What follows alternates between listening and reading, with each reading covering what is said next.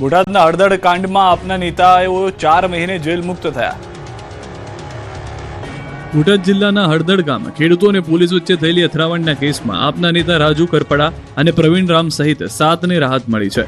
4 મહિને જેલ મુક્ત થયા છે। બોટાદ ડિસ્ટ્રિક્ટ એન્ડ સેશન્સ કોર્ટે આમ આદમી પાર્ટીના નેતા રાજુ કરપડા અને પ્રવીણ રામ સહિત કુલ 7 આરોપીઓને જામીન મંજૂર કર્યા, જે બાદ રવિવારે તમામ જેલ બહાર આવ્યા। આપના કાર્યકર્તાઓએ હારતોરા કરી રાજુ કરપડા અને પ્રવીણ રામનું સ્વાગત કર્યું। 4 મહિને જેલ બહાર આવતા કાર્યકર્તાઓમાં ખુશી જોવા મળી। મહત્વનું છે કે બોટાદ એપીએમસીમાં કપાસ અને અન્ય જણસમાં કડદો કરી ખેડૂતોને ઓછા ભાવ આપતા વિવાદે ઉગ્ર સ્વરૂપ ધારણ કર્યું। 12 ઓક્ટોબરના રોજ પોલીસે મંજૂરી નકારી હોવા છતાં આમ આદમી પાર્ટી દ્વારા બોટાદના હળદળ ગામે ખેડૂતોની મહાપંચાયતનું આયોજન કરાયું। ગેરકાયદેસર મંડળીને વિખેરવા પહોંચેલી પોલીસ અને એકઠા થયેલા લોકો વચ્ચે ભારે ઘર્ષણ થયું, જેમાં પોલીસ કાફલા પર પથ્થરમારો થયો અને સરકારી વાહનોમાં તોડફોડ કરવામાં આવી હતી। સુરતમાં રિવર્સમાં આવ્યું મોત, બેફામ ટ્રેક્ટર રિવર્સમાં મહિલાને કચડી। મહિલા પાછળ ઊભી હતી, પોતાનામાં વ્યસ્ત હતી, ત્યારે માટી ભરેલું ટ્રેક્ટર રિવર્સમાં આવ્યું અને જોયા વગર મહિલા પર ટ્રેક્ટર ચડાવી દીધું અને મહિલાને કચડી નાખી। હચમચાવી નાખનારા દ્રશ્યો સુરત શહેરના છે। અલથાણ ભટાર વિસ્તારમાં આવેલી નિર્માણાધીન કન્સ્ટ્રક્શન સાઇટ બહાર એક બેદરકાર ટ્રેક્ટર ચાલકે મહિલાનો જીવ અદ્ધર કરી દીધો। બેફામ રીતે રિવર્સ લઈ રહ્યું હતું તે સમયે રસ્તેથી પસાર થતી એક મહિલા ટ્રેક્ટર નીચે આવી ગઈ, જેમાં તેણીને ગંભીર ઇજાઓ પહોંચી। સદનસીબે મહિલાનો જીવ બચી ગયો। અકસ્માત બાદ ટ્રેક્ટર ચાલક ઘટના સ્થળેથી ફરાર થઈ ગયો। પ્રત્યક્ષદર્શીઓએ ટ્રેક્ટર ચાલકની બેદરકારી અને સાઇટ પર કોઈ સુરક્ષા વ્યવસ્થા ન હોવાનો આક્ષેપ કર્યો, તેમજ ડ્રાઈવર નશામાં હોવાનો પણ આક્ષેપ કરાયો। સ્થાનિકોએ આરોપ લગાવ્યો છે કે કન્સ્ટ્રક્શન સાઇટના કોન્ટ્રાક્ટર દ્વારા પણ જવાબદારી સ્વીકારવાની બદલે ગલ્લા તલ્લા કરવામાં આવી રહ્યા છે। હાલ ઇજાગ્રસ્ત મહિલાએ પોલીસમાં ફરિયાદ નોંધાવી છે અને સ્થાનિકોએ જવાબદાર સામે કડક કાર્યવાહી કરવાની માંગ કરી છે। વડોદરાથી સમાચાર। પાદરા રોડ પર આવેલા બાંકો કંપની પાસે પૂરપાટ ઝડપે જઈ રહેલી રિક્ષા અચાનક પલટી ખાઈ ગઈ અને કારમાંથી 3 થી 4 લોકો ઉછળીને નીચે પડી ગયા હતા। રિક્ષામાં જે સવાર લોકો હતા તેઓ 3 થી 4 લોકો બહાર પડી ગયા હતા। આ તમામ વ્યક્તિઓને નાની મોટી ઈજાઓ પહોંચી। સદભાગ્યે આ ઘટનામાં કોઈનું મોત થયું નથી। અકસ્માત થતાં જ આસપાસના લોકોના ટોળા એકત્રિત થઈ ગયા હતા। બાંકો કંપનીના કર્મચારીઓ અને સ્થાનિકોને મળીને તરત જ મદદ માટે દોડી આવ્યા। તેમણે ઈજાગ્રસ્તોને સુરક્ષિત રીતે બહાર કાઢ્યા હતા।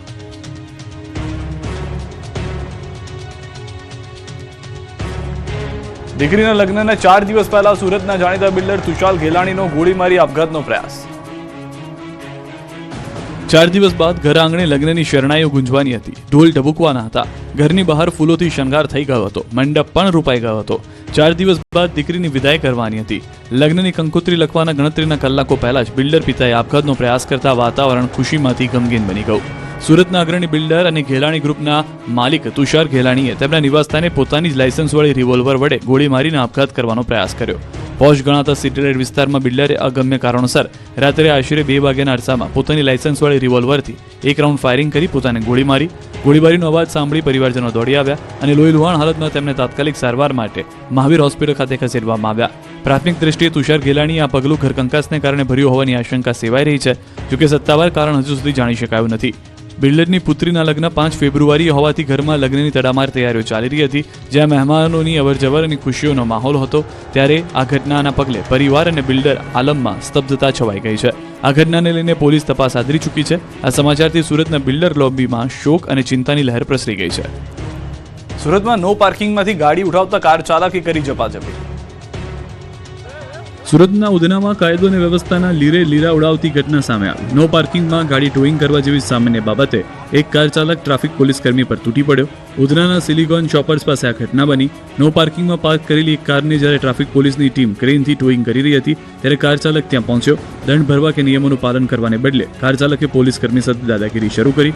કાર ચાલક અભદ્ર વર્તન કહીને પોલીસ કર્મી સાથે ઝપાઝપી કરવા લાગ્યો। કાર ચાલકના અભદ્ર વર્તનનો વિડીયો સામે આવ્યો। ટ્રાફિક પોલીસ કર્મીએ આ મામલે ઉધના પોલીસ સ્ટેશનમાં કાર ચાલક વિરુદ્ધ ફરિયાદ દાખલ કરી છે।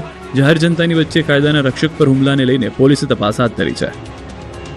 વડોદરામાં દારૂની બોટલો માથા પર મૂકી નબીરાઓ નાચ્યા। દારૂ પાર્ટીના લાઈવ દ્રશ્યો છે વડોદરાના। શહેરના ગોત્રી વિસ્તારમાં ખુલ્લેઆમ દારૂ પાર્ટી ચાલી રહી હતી। દારૂબંધી જેવું ગુજરાતમાં કંઈ જ હોય જ નહીં તે પ્રકારે વડોદરામાં નબીરાઓ નશામાં ચૂર થઈને નાચી રહ્યા છે। ગોત્રી વિસ્તારમાં એક જગ્યા દારૂડિયાઓ ભેગા થઈને દારૂની બોટલો ખોલી જામ છલકાવી રહ્યા હતા। વિદેશી દારૂની બોટલો સાથે પાર્ટી કરતા નજરે પડી રહ્યા છે। એટલું જ નહીં, દારૂના નશામાં એટલા ચૂર બની ગયા કે માથા પર દારૂની બોટલ મૂકી જમાલ કુંડુ સોંગ પર નાચી રહ્યા છે। માથા પર દારૂની બોટલ મૂકીને નબીરાઓએ ઠુમકા લગાવ્યા। પોલીસનો જાણ કોઈ ડર જ ન હોય એમ નશામાં ચૂર થઈને નાચતા નજરે પડ્યા। કાયદાના લીરા ઉડાવતી આ મહેફિલનો વિડીયો સામે આવતા પોલીસ તંત્ર પર સવાલ ઉઠ્યા। તાપીના ઉચ્છલમાં આવેલા પાંખરી પાસે એમ્બ્યુલન્સમાં દારૂની હેરાફેરી પકડાઈ. 6 લાખથી વધુનો ભારતીય બનાવટનો વિદેશી દારૂ જપ્ત થયો. તાપી એલસીબીએ ચોક્કસ બાતમીના આધારે એમ્બ્યુલન્સમાં લઈ જવાતો દારૂ ઝડપી પાડતા બુટલેગરોમાં ફફડાટ ફેલાયો. પોલીસે 6,32,000થી વધુના દારૂના જથ્થા સહિત એમ્બ્યુલન્સ મળી કુલ 11,37,000થી વધુનો મુદ્દામાલ જપ્ત કર્યો. સાથે જ એક આરોપીને પકડી પાડી કાયદેસરની કાર્યવાહી હાથ ધરી છે.